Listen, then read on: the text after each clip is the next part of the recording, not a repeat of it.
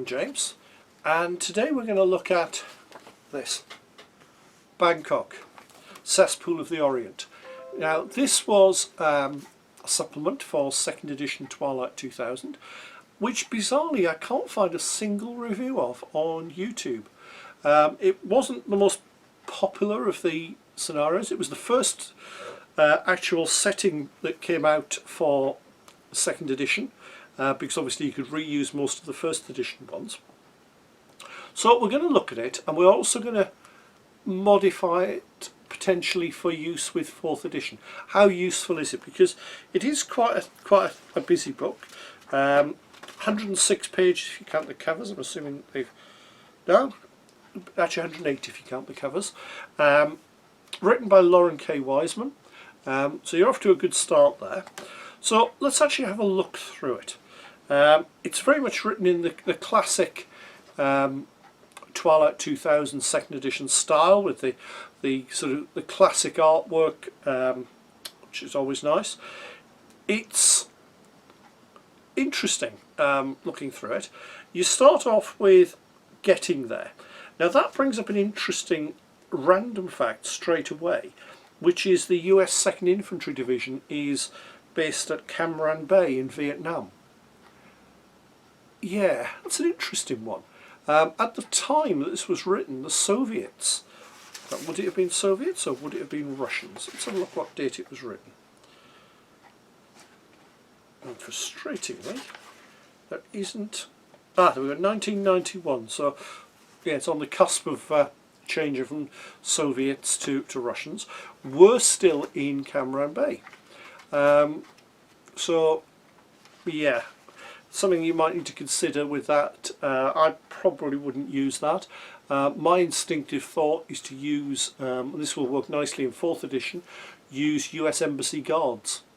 Particularly if you throw in, the embassy's being evacuated, they're the last lift out, and the helicopter is shot down on the way in.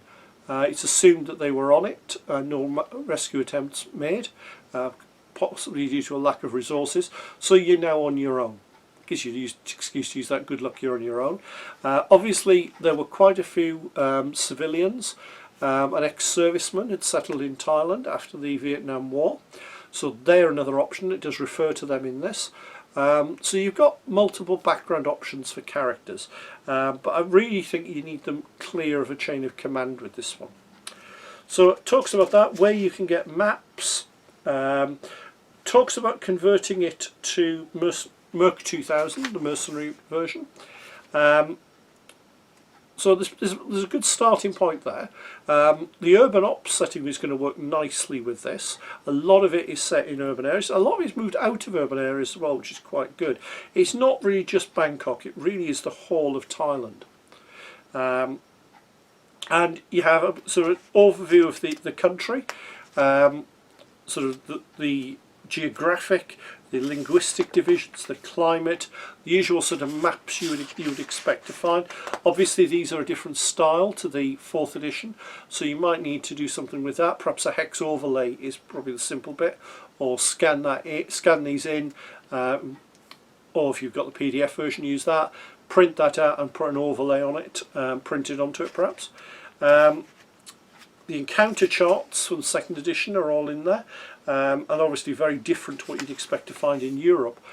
The whole idea behind this was Thailand has not been nuked, but it's still falling apart, which is nice. It's a good, realistic way of looking at stuff. So you've got the history, goes into it, very little on the actual what happens during the war. Very much a case of there's a coup. The last member of the ruling family, King Rama IX, is killed, and the government the military imposed a new king, with founding a new dynasty, which actually ties into a Buddhist prophecy that there would only be 9 in the family. So yeah, it's nicely done. So we then go into the city itself, City of the Angels, which is Bangkok. Detailed maps again. They'll work reasonably well transferring across. Section on money, because money is still in use in Bangkok. politics and government and details on the military junta, and some nice little touches where it mentions the fact that nobody actually is paid. Officials get no pay. It all has to be done. They have to survive on kickbacks and bribes, and it goes into how bribes and everything work, which is very nicely done. How to sort of find somewhere to live, reclaiming somewhere, or actually just hiring somewhere. Bonded labour, which has got one of my favourite bits of background text. You have the local who is their translator, and he's explaining about bonded labour, which is in the setting very much slavery. It's the classic, you will work for so long to pay off this loan, but obviously as they're doing it, they're fed, they're clothed, and it extends and extends the time. So it goes into that, and it's sort of, this is all described to the PCs, and there's a bit of background text. And I then got a lovely line. "It's an unpleasant life from which there is no escape," Piri said, a strange note to his voice, "unless one is lucky enough to speak a Farang tongue," he said finally. I think that is a lovely bit of text. Farang basically means foreigner, and I keep having Deep Space Nine thoughts every time I hear that, but that's just me. So we have all of that. We've then got these scenarios, which are basically one page. I suppose they're encounters rather than adventures. So you've got a fairly simple gang getting a bit up to too much, with the nice touch that it's actually in a flooded area and you have to actually cross the canal to get to them. So that's a nice little one. The maps, they're gridded, but would work relatively well, I think, for 4th edition. Everything about the 4th edition Urban would fit nicely in this. You've then got a smash and grab, which is good for getting across the different parts of the junta are actually competing against each other. So you actually have a situation where they're being hired by one faction to help to recover somebody from another faction. Nicely done.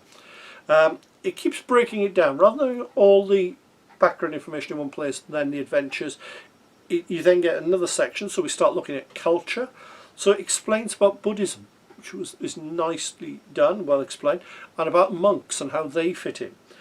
Superstitions. There's a lot you can pull out from watching, if you like me, a lot of the old Vietnam films. You can pull lots of little random little bits you can drop into this quite nicely. I'd also suggest, if you get a chance to watch the Top Gear one, where they actually travel to Burma, because some of the things in there are actually referenced in this, like the Shan fighting against the government. They're fighting against multiple governments. They are involved in this as well. And again, there are some nice little bits which I've read this and went, oh yeah, I remember watching about that. There's a wonderful scene, for example, where they end up watching a game of football being refereed by a monk who's smoking a cigarette. And when you read this, you suddenly go, oh yeah, that's that. And it starts clicking things together. So you've got the details there. Adds the language table, so it explains what languages are used in Thailand. Character generation, which is obviously very much aimed at 2nd edition. Breaks down how the Thai army characters are generated. Gives different starting vehicles. Gives you the option of having hill tribesmen as characters. Again, Vietnam may give you some useful influence on that. The Green Berets by Robin Moore would probably give you some absolutely brilliant bits that you could pull in for that. We then move into looking at central Thailand, which is the area surrounding Bangkok. Identifies a couple more places of interest. Short details on that. Into the economy of it, because this is the breadbasket of Thailand. This is what it needs to survive. And you've then got a few scenarios. Again, sort of simple one-page scenario, one-page map. So you have a pirate group, I'm not going to spoil them too much, a ransom, where there's a bit of double crossing can go off both ways. You then move into the northeastern plain. Again, it goes through the different communities, looks at what encounters you would have, what the economy is of that area, and then you go into the northern part of Thailand where you're looking at the Golden Triangle, and this is where borders get very porous because you've obviously got the Golden Triangle covering Burma, Thailand and Laos, and it's obviously well known for drug production. So you have a lot of detail on that. Again, you've got the communities, you've got the encounter specifics and so on. You've then got, again, 2 more encounter ones, a very short background text on a typical laboratory. So there's only the one in that area. Then we come down to the southern part of Thailand, where it connects on to Malaysia. So again, your details of your cities, what organisations there are there, the economy and the encounters. So you've then got, because Thailand has the natural gas offshore, you've got details of a natural gas platform and a scenario with that. That's a longer one, mainly because the map is 3 pages long. You've then got a tin mine and a scenario based around that. So there's a bit of variety in these. The equipment pages, a lot less use for 4th edition. You'd need to convert them, and a lot of this is kit that isn't actually yet readily available, which isn't surprising when you look at what some of it was. You've got the M18A1 57mm recoilless, the M20 75mm recoilless, and the M27A1 105mm recoilless. So you've got those long out of US service, but were still used abroad. The 75mm pack howitzer, so we're talking a much lighter artillery. Vehicle-wise, Commando V150, the E9 Cascavel, excuse me, the FV101 Scorpion, and as a Brit I like this one because it actually goes into the differences between the Thai version, excuse me, and the British version, which was nice to see. The AAV PT7A1, you know, very useful one if you're playing Marines. It's going to be alright to sneeze on that. Got some old light tanks, the M24 Chaffee and the M41.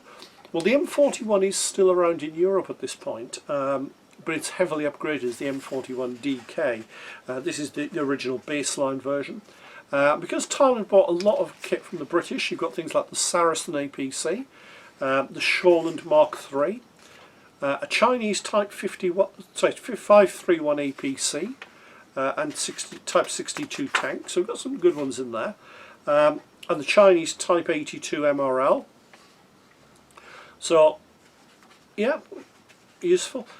Vehicle wise, you've got a sampan, a fishing boat and a long-tailed boat. They all are very useful, particularly since a lot of the campaign can be water-based.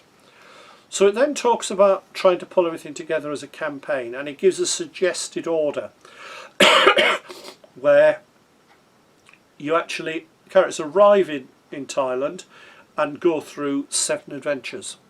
And it gives a suggestion for how that's going to occur. An NPC patron for them may not be as he seems. So there's a lot of good stuff there. A couple of pages of glossary, including the Thai alphabet and how to pronounce it, which is quite good. NPCs then, there's only one chapter, but they're split into 2 types. You've got developed NPCs with a lot of the military commanders, the middle ranking ones. They're a bit bland, if I'm honest. I probably would expand on those a bit more now, but you've got things like the head of the Chinese merchants, triad heads, military generals. You can have fun playing spot who this is. Amusingly, one of them looks remarkably like Ho Chi Minh. So you have a few of those, and then you've got some generics: a Thai soldier, Thai military officer, Thai fishing captain, Thai hill tribe headsman, a Japanese enforcer and a Chinese merchant. So you have all of that. You then have the Merc 2000 setting. Now if you never played the Merc 2000, it was an add-on for 2nd edition Twilight 2000, letting the group play mercenaries in a world where World War III didn't happen. And it suggests how to modify the setting to make it more appropriate. In particular, in this, the Air Force, which has been disbanded in the Twilight 2000 version, is still intact. So you actually have them still available in this. And then you've got some generic maps as well. You've got some villages, some shops, sort of with a Thai type setting. So for example, the wealthy merchant's house has got a garden with trees, a pond and so on. Possibly a bit of a simplified one. You've got a stilt house, which is basically one room of 4x2 squares, and then the ground floor version showing the 6 poles holding it up. So a little bit basic. Particularly if you're playing Merc 2000, you've got a Thai hotel. That's quite a useful one. Some of these you could use elsewhere. I mean, that's 6 pages long. Probably the most useful one for players who don't know the setting is a Thai wat.